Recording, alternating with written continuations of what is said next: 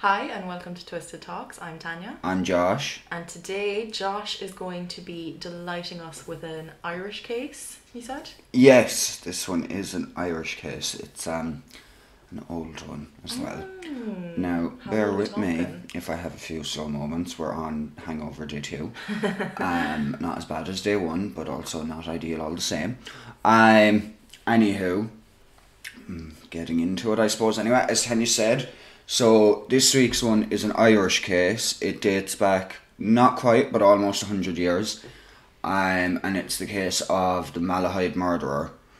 So, okay, I don't think I've actually heard of this one. I had never heard of it before until I started kind of Googling case ideas, and I said, I just looked specifically at Ireland, and it seemed to be the only one that I came across that had a few, like I suppose that would be considered a mass murder or serial killing. Okay. More of a mass murder actually than it's not a serial killing, it's a mass murder. Like I would be quite familiar with a lot of Irish cases because as you know I am a Murder Most Irish stan, but I honestly don't think I've ever heard of this one. Yeah, now this episode might be a bit shorter than the previous ones because I suppose with it being an older case as well, it was I suppose pretty straightforward and there wasn't as much information available as there was with a lot. I had to go through quite a lot of different articles and pick and choose a bit. So kind of going back to like the 1920s, right? You know, I'm not good at maths. The 1900s anyway, yeah. Okay. I'll get to that. But yeah, so this episode might be a little bit shorter than the previous ones, but it's just still an interesting case. So anyway, it all starts at La Mancha or Mancha, I don't know, I'd say Mancha because I think it's a Spanish house in Malahide, Dublin, which today is the site of Ardnamara Estate. Now, La Mancha was a Georgian house that was originally built in the mid-18th century by a family of the name Henley.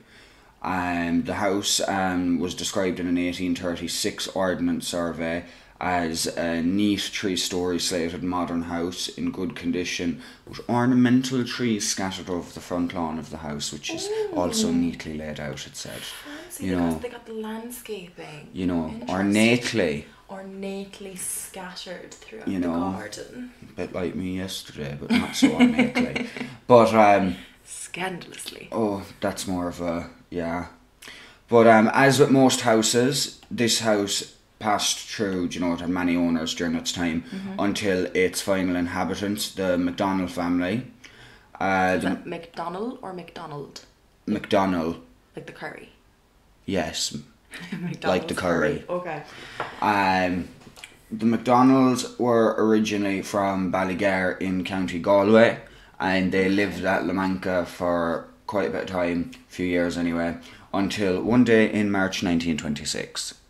And we'll get into it. Yeah, that's when all went tits up. But so on Wednesday, March 31st, 1926, Henry McCabe, a local gardener hired by the McDonnells, spotted smoke coming from the house and, as any good citizen would do, raised the alarm. Yes. Henry was born in 1877, was described as a mild-mannered man. He was married and had 9 children, the youngest being 9 months old. Busy man. Catholics. He lived in Malahide at Parnell Cottages, so he's also a, Malahidian. He's a dub. Yeah. Once the house was finally entered, 6 bodies were found inside. The victims were Joseph and Peter McDonnell, who were brothers aged 55 and 51, their sisters Annie and Alice, aged 56 and 47, as well as 2 others who were employed by the family, Mary McGowan and James Clark, aged 50 and 41. You look like you just had an epiphany of sorts. You know what, sorry, I just think it's weird because I used to work with 2 sisters called Annie and Alice. Cutest little girls I've ever met. Oh my good God. Henry was the only person with ties to the house to still be alive. Most of the bodies were found in the upper rooms of the house and were charred almost beyond recognition, but were identified as Joseph, who had been in bed sick, his 2 sisters Annie and Alice, and one of the employees, Mary. James Clark was found in his bedroom, which was located in the basement, with what seemed to be defensive wounds on his forearm and a deep wound across the left front of his skull. And then Peter was found in a back room with clothes spread over his body. Okay, interesting. Now, one strange thing about the case is, now there's kind of, in a couple of the things I looked at, there's conflicting statements on this kind of part, so pinch of salt. One strange thing about the case is that the bodies of the 3 men were found naked. Now, some of my research kind of stated that it was completely naked, others stated, partially naked or half naked, so I've just put down, found naked to some degree, anyway. Maybe they were having an orgy. Incest with really the staff. inappropriate. But, so while Peter McDonnell had clothes spread over him, he was supposedly not actually wearing any or much clothing. Okay. And then a few hours later, the bodies had obviously been moved out and they were lying on the front lawn, having all been removed from the house, which had now been destroyed by the fire. A murder investigation began immediately and was directed by Superintendent O'Halloran. 2 days after the fire, Henry McCabe was arrested for questioning and brought to the Malahide Civic Guard Barracks, what we now know as a guard station, or in other countries a police station, where he was interrogated for 3.5 hours. And, why would we interrogate Henry? He raised the alarm. It couldn't possibly have been him. Henry McCabe gave the following statement. And again, this statement is something that I could only kind of find on one article, and I couldn't find it backed up by other articles, but I'm going to read it anyway and assume that it is legit. Otherwise someone's got a very good imagination. So Henry said, "I am a gardener by profession and was employed by the McDonnell family since they came to Malahide about 6 years ago. I noticed some weeks ago that the family seemed very quiet with each other but friendly. I have never known them to quarrel. Peter was sick on Monday last and confined to bed, his brother had told me. Annie was sick on Monday, Joe told me also. I did not see her since 12 noon on Monday when she asked me to kill a chicken for her. I saw Alice on Monday 29th down in the kitchen a few times. She seemed to be in her usual health. I last saw Mary McGowan on Monday up to 5 p.m. She was then in her usual health. Alice was known locally as Mad Alice, and at times she would come out into the garden with her hair streaming around her, and she's screaming and generally appearing like a person in hysterics. At times, Peter seemed very abnormal in his manner and used to run around in a circle in the yard. Then, throwing himself down on the ground, he used to laugh like a schoolboy. Joe seemed to be sensible but used to never speak to anybody. Mood. There had been 3 different cooks there to my knowledge, and each of them has told me that Joe used not to speak to any of the family, even at meals. The only member of the family he used to speak to was Peter, and then only on few occasions. And then the conversation was strictly business. I've never seen 2 of them together in my life, not even on a train or anything. If 2 of them were travelling in the same train, I have known them to be in separate carriages.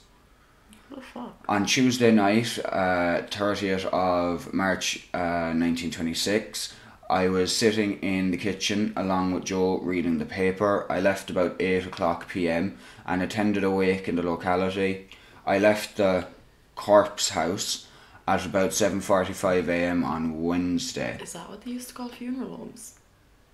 No, the house, I suppose, where everyone was dead. So they're at the Mancha house.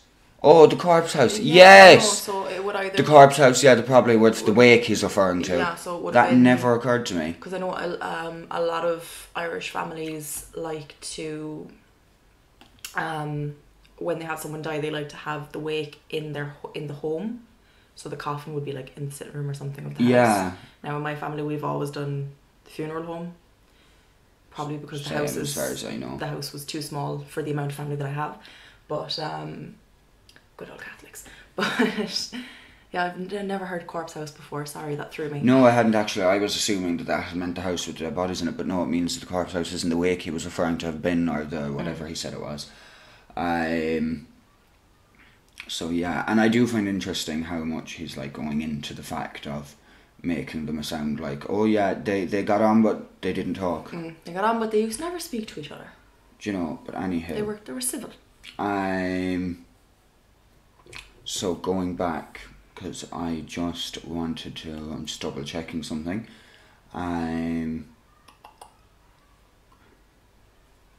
Oh yeah, the corpse house. Yeah, so he says he left there at about the corpse house at about 7:45 a.m. On Wednesday morning, and went home, washed his face, you know, just freshening up. Washed my face and started for McDonald's. When I arrived at the gate, I noticed smoke issuing from all the chimneys. Before I got up to the house, I noticed a gush of smoke coming out of the bathroom window. The bathroom is over the kitchen in the back of the house. I then ran up to the house and I saw the big gate leading to the yard open. I then ran straight to the kitchen door and found it had been burst open and the lock broken and lying on the steps inside. I proceeded in as far as I could in the passage and found part of the stairs collapsed and in flames in the kitchen. The other portion of the stairs was burning over my head. I shouted up through the house but got no reply, but only the noise of a fierce fire upstairs. I then ran back, running to the gate lodge, and I met Mrs. Riley on the road. I told her what I saw, and then I ran to the Civic Guard barracks and reported the matter. And that's end of statement. Okay. So at first, the police apparently suspected that Peter McDonnell must have lost his reasoning during the night, and having slain the whole household, set the place on fire and succumbed himself to heart failure, or was suffocated by the smoke, or poisoned himself. Right. Now, I don't quite understand how someone succumbs themselves to heart failure. Do you just manifest it? Just like, or heart attack. Yeah, you know. But this was apparently based mostly on the statement given by Henry McCabe. Okay. Because he's the only living kind of person who discovered the fire, and you know, rumours began. Typical Irish town, and neighbours theorised as to who within the house could have been responsible. They mentioned that there were apparently quote unquote peculiarities about Alice McDonnell in particular. Now, however, those close to the family dismiss any conflict between the family members and deny there being any real evidence of any predisposition to such an extremity of madness, so they said, so among any of them. Mad Alice was not mad. Yes, exactly, or at least not as mad as she was being made out to be. Then again, this is the 1900s. This is when it was like the peak of women, and women are hysteric. They have hysteria because they have periods and they need to be in asylums. Just day in the life of sexism and ignorance, but anyway. However, as the investigation went on, attention switched to Henry as the main suspect. I don't know about you, but I would never have seen that coming. No, like, he found the fire, he raised the alarm. How could it be Henry? Peace treaty, give him one big trophy. Maybe a biscuit. Would you like a medal or a biscuit? During the investigation, it was found that all the doors at Mancha, I really hope I'm saying that right, were barred and bolted, while McCabe apparently anxiously showed the Garda a small back door to the property which had been smashed open, which had obviously suggested a robbery had taken place and that the fire was set to hide the evidence. Superintendent O'Halloran, who was in charge of the case, did not believe this version of events, and during the course of the investigations, multiple interesting facts came to the surface. Right. Spooky. Go on then. But the back door, it turned out, had been smashed from the inside, not the outside. Okay, so it was someone trying to get out of the house, or the murderer had staged it to try and deflect. And then, but I'm like, if you've any bit of brains, would you not go and break it from the outside so that it seems like it was broken from the outside? See, remember, we know these things because we wouldn't get caught. We're true crime fanatics, and we not incriminating ourselves at all. Many years of CSI and Law and Order and Criminal Minds. How to Get Away with Murder. And all that shit. So we know if you're staging a break-in, you break the glass inwards, you break the door inwards. You don't break it outwards, because the forensics can tell. But this is the early 19th. So obviously early 20th not century. Major forensics, but they were able to tell that it's broken from the inside, not the outside. Exactly, but that knowledge wouldn't have been around back then unless you were some kind of in the community probably of crime. So it was probably just stupidity. So a large safe was found open, then the key to which was found in Henry McCabe's possession. It was also noticed that Henry was wearing a pair of trousers that had belonged to one of the dead brothers on the day of the fire. How did they know they belonged to one of the dead guys? I don't know. I didn't find out how they knew that, but I do know that I suppose back then, didn't a lot of people have their name stitched into the... They would have, yeah, I suppose. Into the clothing, into the... Yeah. So I'm assuming maybe something like that. Go on, Henry, let me check the label on your pants. Yeah, good boy there now. That's not your name. That's not your name, Henry. Bold, Henry, bold. Don't be horrid, Henry. I used to love that. The pathologist found that the victim, James Clark, should have bled more and concluded that James was killed somewhere else and that his body was moved. Now, I heard no more about that, but I'm assuming he was either killed, I would assume killed somewhere in the house or on the grounds anyway, at least. Moved down to the basement where he was found. Yeah. Or, do you know, maybe if it's possible, depending on how quickly he died, maybe he tried to crawl away and just ended up downstairs, but I would not be crawling for the basement if I was trying to get out. There would be a trail of blood. Yeah, see, there's that as well, whereas there was no mention of that. But I suppose, like I said, some information on this case is quite sparse. That's a good word. I like that word. Medical reports also discovered that there were trace amounts of arsenic in some of the bodies, not lethal doses, but enough to make them weak.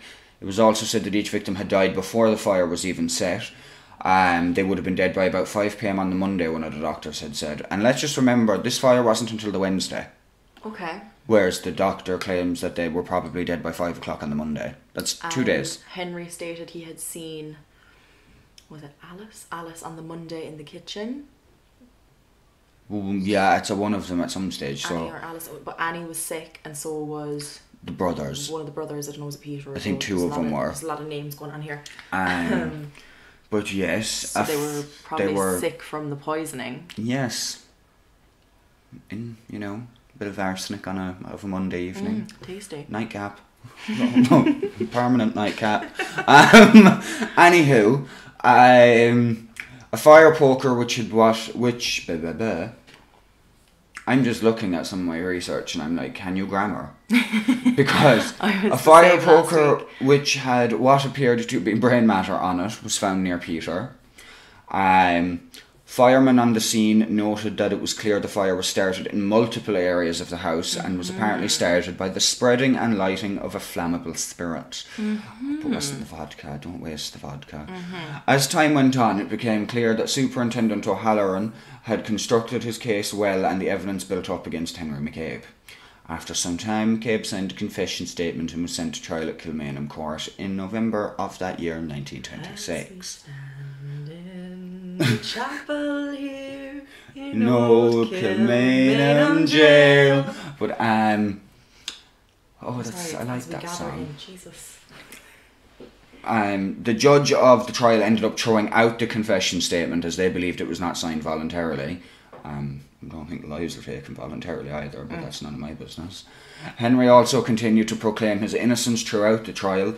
More than 60 witnesses gave evidence of coming and goings to the house over the last days of March, and it seemed that McCabe had on multiple occasions steered visitors away and said that the McDonnells were unwell.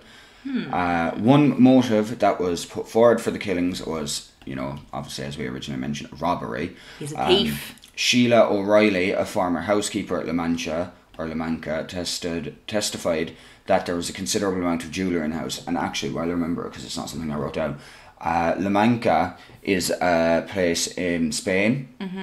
So I'm assuming, they probably named it after that. But what I also find funny is in Spanish, La Mancha is also a way of saying a spot or like a stain. And I just think it's interesting that many people got murdered in the house. That translates to a stain. Yeah, it's a stain on the property. It was quite literally written on the walls. Yeah. But, considerable amount of jewellery in the house, so one motive could have been robbery. But there were also sources that claimed McCabe could have been afraid he would lose his job due to the impending sale of the house. And the house had recently been put up for sale with a short ad appearing in the Irish Times. Good old Irish only Times. days before the murders and fire. Now, okay, I don't get that, because I'm like, you're also not going to have a job if the people you work for are deceased. Mm-hmm. But anyway, who knows what goes through the mind. I'm kind of stuck on the arsenic. Because he's the gardener. So he's in charge of the grounds, the landscaping, making sure the ornately placed How do you get it trees. into them? Exactly. Now, I know you did say he was reading a newspaper with one of the brothers on one of the nights and left at like 8 p.m, so maybe they were drinking together and he like spiked his drink. I personally think it's more likely that the cook probably poisoned them with the arsenic, because the cook... But then again, I suppose one of the ways you could look at it too is he'd still have access to the kitchen, so he could have put it in something he knew the cooks would be using. I suppose, yeah. That does make like into the milk or something. Or do you know, like, it's, I suppose it's saying how like it's the house wasn't like it was a big house obviously, but it wasn't like what you'd consider to be like a mansion or anything like that. Estate. So like I suppose, you know, maybe the people helped each other out, so like maybe the odd time he might help in the kitchen if they were stuck, or do you know sometimes how you have people now, that's just me speculating, there's nothing to point to that, but yeah, it is a bit weird as to, you know, was the arsenic through food, was it, do you know, what way was it done? So evidence against Mr. McCabe included blood-stained clothing that was removed from his house, as well as access to a weed killer which contained some amount of arsenic. Right, okay. Henry McCabe's defence dismissed the blood-stained clothing, saying that it would be common among manual workers, and argues that Mr. McCabe wouldn't have the necessary knowledge to extract the arsenic from the weed killer.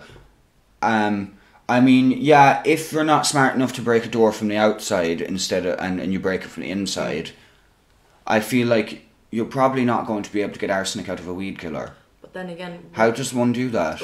I like to think we're quite intelligent. I couldn't figure that one out. Probably have to fucking distill it some way, but like, this man doesn't seem like a chemist. Thinking, like, would he have had to extract it? Like, could he not have just put the weed killer, like, it could have been, because I know I've seen, like, but powder. I'd assume that if we're, like, seems they were able to detect the arsenic in it, that it would have detected the other chemicals that would be in a weed killer, so they would have been able to specify that it was a weed killer, and that would be the evidence against him.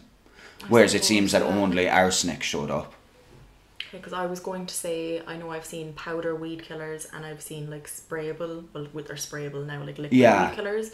So, like, if it was the liquid, he could have put it into, like, something that they drank. Yeah. If it was the powder, he could put it into a bag of flour or something. My throat just made a weird noise. But, I don't know, like, that is strange. But he could have also, like, just gotten arsenic somehow. Like, from an apothecary or something. But then I wonder, I'm like, back then, was arsenic that readily available? Because I feel like would they theorise that he got it out of weed killer if it was so readily available to just pop to a certain type of shop and buy it? I do feel like arsenic was around a lot in like the 18th, 19th, 20th, like early 20th century, but that is mostly with US murder cases. Yeah. So yeah, I don't know. It's a hard one to kind of... Where'd you get the arsenic, Henry? Yeah, is Tell it us. from weed killer? But how would you have figured that one out? Should we crack out the Ouija board and ask him? Stop. That is not... Did you do it though? That is just not. So a guard as well that had looked after Henry while he was on remand also testified against him, saying to the guard that he said to the guard that he had asked the guard to pass a message to his wife to ask her to lie about the trousers he was wearing by saying that he had been given them a few weeks earlier. Henry. The truth, of course, more likely being that Henry had ruined his own pants during the arson and murders and needed to change as quickly as possible. Henry. Am I the only one who, when I was researching this, I was like, oh look, it's BTK with the floppy disk. I was like, are they just all on a roll? They're all just catching themselves out. Yeah. Like, okay, fair enough, that doesn't, like, you know, okay, he could say, yeah, I want my wife to lie that I was giving them because I did steal them, but I didn't murder anyone, do you know? But, like, come on. I do think... Of all things to try and cover your arse, well, pants. He did cover his arse with someone's pants that weren't his. And then told a prison guard to tell his wife to lie about it. So, like, you know... Fucking Egypt. As you do. Now, at the conclusion of the trial, Justice O'Byrne told the jury, if you are satisfied that McCabe was the only person who could have committed this crime, you must find him guilty. If you have any reasonable doubt, you must give him the benefit of it. Okay. I just love the way that's phrased, anyway. Any reasonable doubt, give him that benefit of it. Not give him the benefit of the doubt, give him the benefit of it. He worded it like Yoda. Yeah. He did, he worded it like Yoda. He's like, this is my courtroom. I will speak how I want to speak. But when Mr. McCabe was given the opportunity to say something, he simply stated, I can only say, God forgive you and the people who swore falsely against me. I have been the victim of bribery and perjury. A bold statement. Yes. And not even in his own pants. The jury, after just under an hour deliberation, found Henry McCabe guilty of the crime and he was sentenced to hang at Mountjoy Jail. On the morning of December 9th, 1926, a Thursday, Henry McCabe was executed by hanging at Mountjoy Prison by Thomas Pierrepoint, the English hangman, as Ireland did not have their own hangman. I suppose and his body was buried in an unmarked grave within the prison walls. And the Pierrepoint family is, I didn't look into it much, but it's actually a famous English family of hangmen. Like it's in the... It's the family trade. It's the family trade, yeah. It's passed down. Essentially. I hung men, my father hung men, my grandfather hung men, my great-grandfather hung men. And afterwards we hung out and had a beer. That's But yeah, that's an interesting because when you think about tradition. it, 1926 is scarily close to think that people were still being yeeted up into the sky. Being hung. That was a very weird way to put it. But I'm now my brain. When you think about it, it's not working. We had independence with about 10 years at that point. Do you know what's really bad? The first time you said independence, I was like, what's the music festival got to do with any of this? Good old indie. So 10 years and we still didn't have our own hangman. You know. So anyway, even though McCabe had strenuously proclaimed his innocence throughout the entirety of the investigation and the trial that followed, there were newspaper reports after his execution that claimed certain facts were known to the police as they went about building their case against McCabe, but the Code of Criminal Procedure forbade their use in the case of further prosecution. This is referring to a law at the time where it was not allowed to reference any past criminal acts or deeds of a person who was on trial for their life. Okay. Which I think is, honest to God, the stupidest thing I've ever heard. So because it was like, if he wasn't on trial for his life, I think, and he was only on trial for, let's say, prison time, right, everything could have been taken into account. But because it was for his life, the death penalty was on. It had to be just this specific thing, and no past things could be used against him or brought up. That's weird because it's like character testimony. But I'm like, how does that work if you're like a serial killer? It's like you get caught for killing man or woman number 9, but you didn't get caught for the first 8, so I'm on trial for my life. So does that mean I get... I think it means maybe past convictions. Offences, I'm assuming, yeah. So like... And that's actually where we're heading. So anything that the police... So we'll say if you were caught for murder in fucking 1910, and then you did your 10 years, you got out, you murdered again. New slate. You were on for the death penalty, then they couldn't bring in your past murder conviction. Yeah. Which is weird because that is a massive testament to the character. Exactly. Of whether, like, if you don't have any past things, maybe you just snapped and lost the plot and maybe you need help, or maybe you're a psychopath, one or the other. Yeah. Combination of both. But anywho, like, then, you know, then it's kind of like, okay, they snapped, maybe we can kind of rehabilitate them or at least monitor them. But like with this guy, there's a history, which I'll get onto now, but it's like that just says, okay, they've done it once, or they've done something dodgy once or twice or however many times, and now they've done it again. So like, why would we want this person on our streets? Now, I'm not someone who's exactly all there for capital punishment, but I do think he should have spent his life in prison anyway. Anywho, it is said that apparently Henry McCabe had originally immigrated from Dublin to England at an early age, and that he quickly found himself at odds with the law. At odds. Being involved. No, just minor disagreements. Being involved in some unspecified crime in northern counties of England, for which he served prison time. After being released, he made his way to Birmingham, where he got a job in a small arms factory. Henry became involved in a relationship with a woman, and subsequently was put on trial for her attempted murder. Wait for it. Attempted murder in which she served 15 months in prison for this offence. 15 months. I just tried to kill you, but... trying to kill his woman. A year. 15 months. And 3 months. You tried to kill that woman, so you're going to go and sit in jail. People here do more time for their fucking TV licence. Or for having fucking weed on them or something. Do you know what I mean?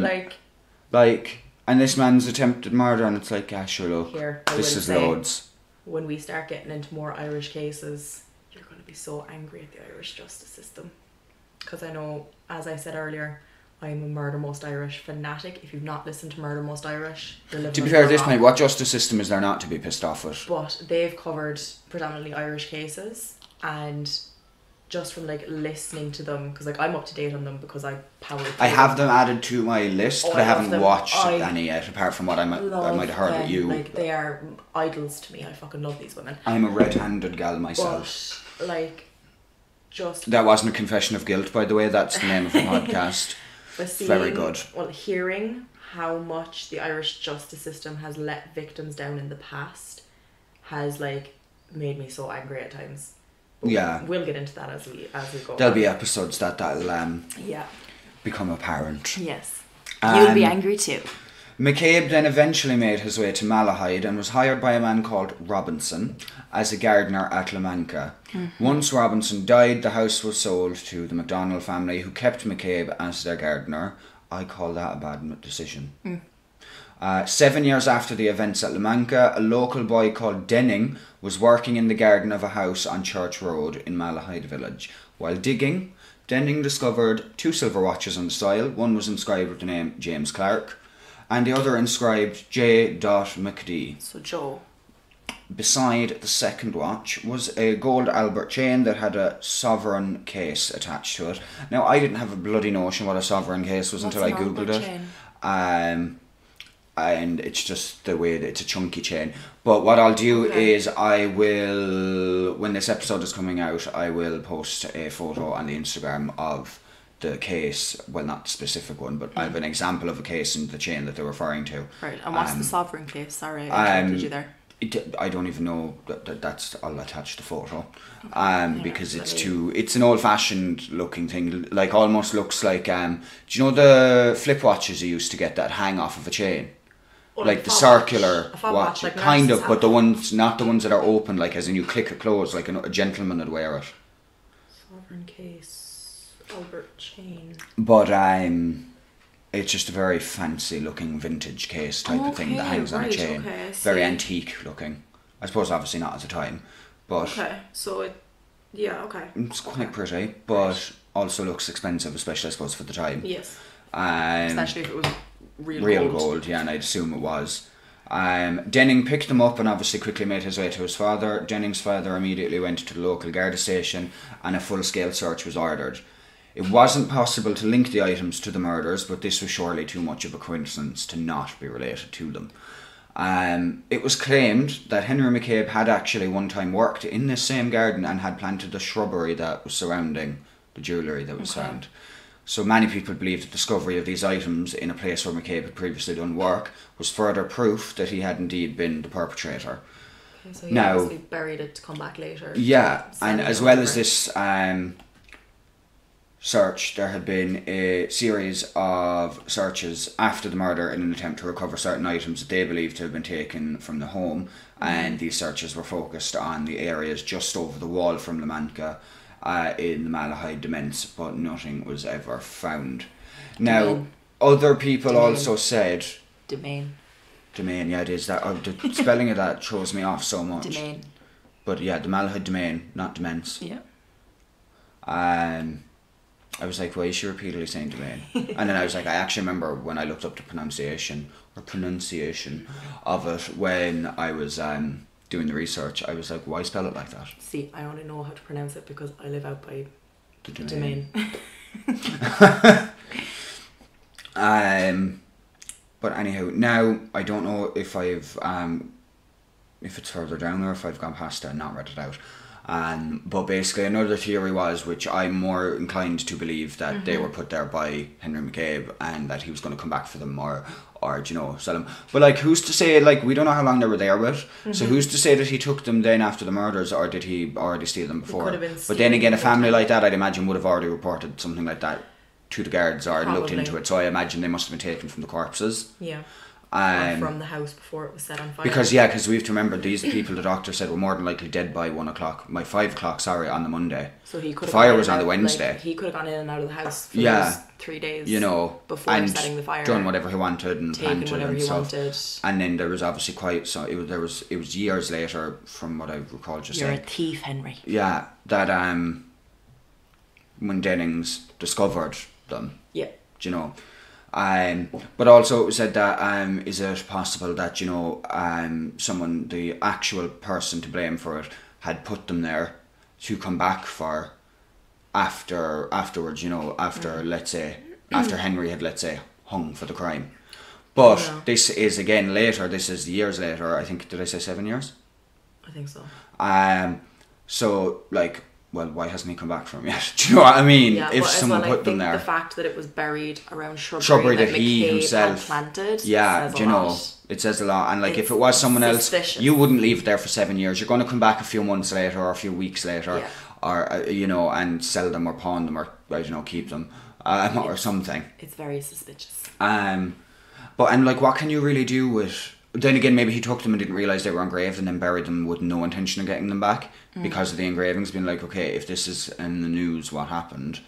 Or, do you know, on the newspapers at the time, he could have people travelled, might know. Like, he could have travelled with them, like, he could have come to Cork, he could have gone back to England, Limerick, throwing another attempted murder onto the rap. And, you know, tried to pawn them somewhere outside of Dublin, where the case would, like, you know, well-known. like, I suppose, like, I assume the Irish Times back then would have been just as big as it is now, especially if not bigger, because people focused on newspapers much more back then, because there was no social media, there was no, I don't think there would there have been radio and television then, maybe television, I'm not so sure about. Television, I don't think, in 1926. When was the fucking television invented? I don't know, I'm feeling quite 1 second. But I assume anyway, even if it was, it wouldn't been. I assume back in that kind of time period, even if they had televisions, it wouldn't be something that a lot of people had. It would have been the rich and the well off that would have had them, if they even existed.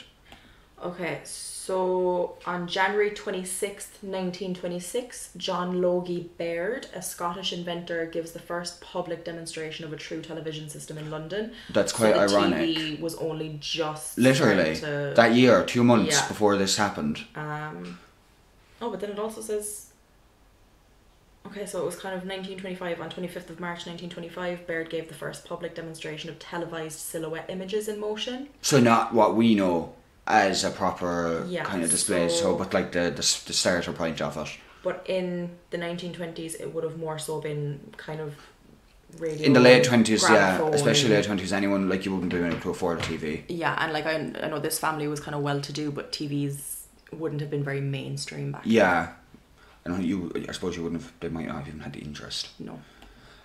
So then it was kind of said, did Dennings' discovery further confirm Henry McCabe's guilt, or did it indicate that somebody else was guilty of these murders, and they later buried the evidence after McCabe had been executed for them? So I haven't read it out yet. But that's what I wanted to double check. And that brings to a conclusion the case of the Malahide murderer, or the Malahide murders, Henry McCabe. And, very interesting. You know, it is. I do think it's very, very unlikely that someone went to the trouble of finding a shrub that Henry McCabe had planted. Yeah, and I highly doubt they managed to just do it there, and it coincidentally ended up being, you know, where, so I'm... They also, how would they know that it was going to be found? Yeah. Like, and also, if you were just leaving it there, why wouldn't you come back for it? Mm-hmm. Unless the intention was you didn't want them to be found, and you were just trying to get rid of them somewhere, but... But still, the chances of someone else being the murderer and the thief and... not coming back to make a profit off it. Or even just managing to bury them somewhere that Henry McCabe had actually physically planted that shrub himself. Yeah, exactly. It's very slim. No, it was Henry. Yeah. Good old Henry. Like, also, if he was the gardener and he spent so much time there, and I'm assuming he was probably there at least, you know, maybe every day or every couple of days, and like, with someone to be there so often, with them dying on the Monday and him not discovering a fire that had clearly been started in multiple places, the fireman said. So an intentional thing. So like, it was him. Yeah. There's like, you know. I think, yeah. I agree with the Gardaí. I would be on board with the Síochána for that. But yes, so that is the almost 100-year-old case. It's an interesting case. I never heard of that case. Yeah, and there didn't, like I said, there really wasn't much about it. Like, even when I typed it in, like, I typed on YouTube to see if there was any videos, and I don't think I found anything. Or at least not anything that I found personally worth watching that I hadn't already gathered information about. But yes, so that's it. So the moral of the story today is, please don't be a mass murderer. If you do, however, decide to do it, break the door from the outside, not from the inside. Don't bury evidence where you're known to have worked. Garda vet your gardeners. Fact check. Background check. You know, you can never be too careful. If you buy a house, don't just keep the staff. Check, look into them. Look, double check it. Be suspicious. It'll save your life. Ring around. Do some digging. Find out if he's in the past tried to kill his woman. You know. His Bjor. And still only got a year and 3 months for it, but anyway. Yeah. That's that in the legal system. And then got out and killed 6 more people. Yeah. But anyway, yeah, so ideal moral of the story is not to be an arsehole. But yeah, so thanks for listening, guys. As per usual, check out our Instagram at Twisted Talks Pod. Give us 5 stars because we're class. Exactly. Same on Twitter. If you're listening on Apple Podcasts, as Tanya said, give 5 stars. You can find us on Facebook as well. We're everywhere. We're everywhere. You cannot escape us. Yeah. Bit like the victims, but yeah, sorry, all due respect to them, all the same. But anywho, right, with that I bid you adieu. Ciao for now, and we will speak to you later. Talk to you later. We'll wreck your head again next week. Yeah. Ciao. Bye.